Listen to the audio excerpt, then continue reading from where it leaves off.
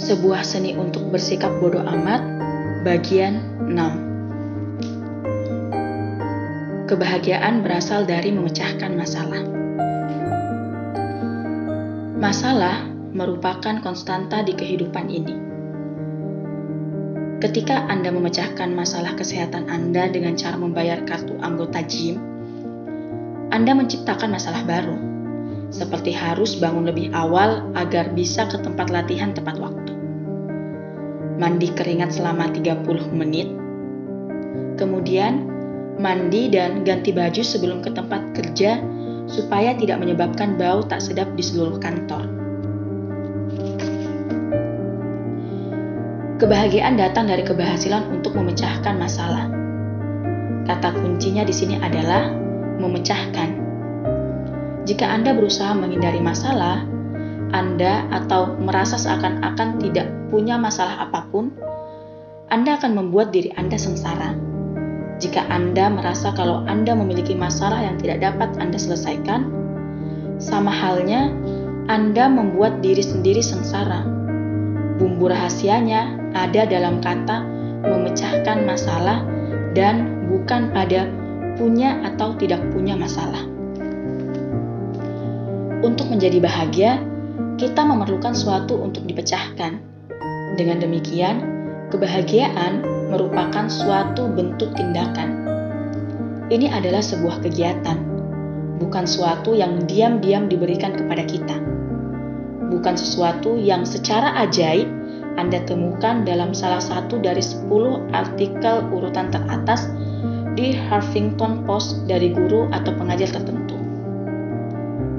Ini tidak secara ajaib muncul ketika pada akhirnya Anda memiliki uang yang cukup untuk membuat satu kamar tambahan di rumah. Anda tidak akan pernah menjumpai kebahagiaan sedang menunggu Anda di suatu tempat, suatu ide, suatu pekerjaan, atau bahkan sebuah buku yang membahas hal itu. Kebahagiaan merupakan proses kerja yang konstan, karena memecahkan masalah juga adalah proses kerja yang konstan. Solusi terhadap masalah kita hari ini akan meletakkan fondasi untuk masalah di esok hari, dan seterusnya. Kebahagiaan yang sejati akan terwujud hanya ketika Anda menemukan masalah. Anda menikmatinya dan menikmati proses pemecahannya. Kadangkala, masalah-masalah tersebut sederhana.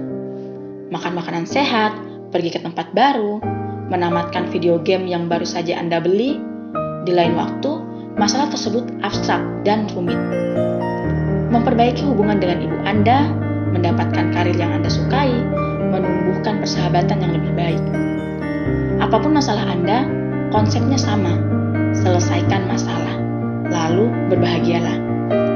Sayangnya, bagi banyak orang, rasanya hidup tidak sesederhana itu. Itu karena mereka menghadapi masalah dengan paling tidak satu dari 2 cara berikut. Yang pertama, penyangkalan. Beberapa orang mengingkari kenyataan bahwa mereka memiliki masalah. Dan karena mereka menyangkal kenyataan itu, mereka harus secara konstan menipu atau mengalihkan diri mereka dari kenyataan hidup. Ini dapat membuat mereka merasa nyaman dalam jangka pendek. Namun, ini justru menuntun pada hidup yang rapuh dan pengekangan emosional. Yang kedua, mentalitas korban.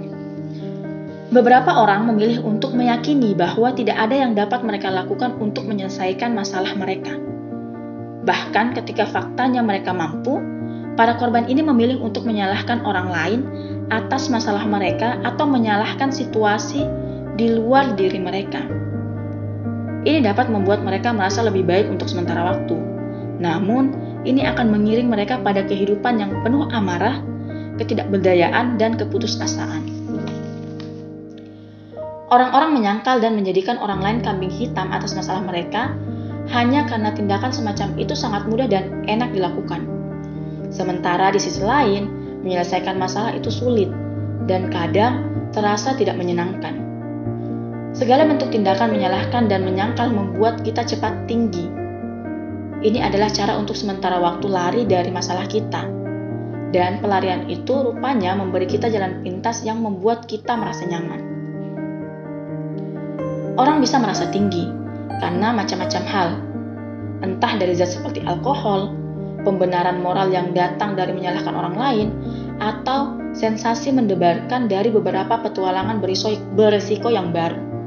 Ini adalah cara yang dangkal dan tidak produktif dalam kehidupan seseorang. Dunia lebih banyak menjajakan hal-hal yang membuat kita tinggi, ketimbang cara untuk memecahkan masalah yang masuk akal. Banyak guru kepribadian mengajari Anda bentuk penyangkalan baru dan menyemangati Anda dengan latihan-latihan yang terasa enak dalam waktu pendek. Padahal, itu mengabaikan isu yang mendasar. Ingat, tidak seorang pun mengklaim dirinya bahagia. Masih perlu berdiri di depan cermin dan berulang-ulang berkata pada dirinya sendiri kalau dia bahagia. Tinggi juga mengakibatkan kecanduan. Semakin Anda mengalami ketergantungan pada hal-hal yang membuat Anda merasa lebih baik, Anda akan semakin sering mencarinya. Dalam pemahaman ini, hampir segala hal bisa mengakibatkan kecanduan, tergantung pada motivasi yang ada di baliknya. Kita semua memiliki metode yang kita pilih sendiri untuk memastikan rasa sakit dari masalah kita. Asal dalam dosis normal itu tidak masalah. Namun, semakin lama kita menghindar dan semakin lama kita mematikan rasa sakit, akan semakin besar rasa sakit ketika pada akhirnya kita benar-benar menghadapi permasalahan tersebut. Sekian.